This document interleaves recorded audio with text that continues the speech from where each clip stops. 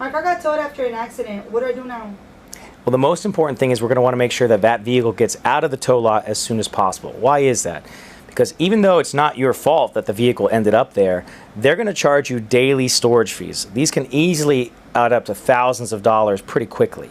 And so what we need to do is make sure we notify both your insurance company and the at-fault driver's insurance company so that that vehicle gets out as soon as possible.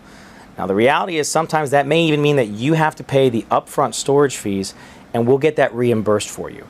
But the longer it sits there, the more those fees are going to be. So if there's any way to get your vehicle out of the tow lot safely, that's what we're going to want to do first and foremost, and we'll help you to find out the best way to do it.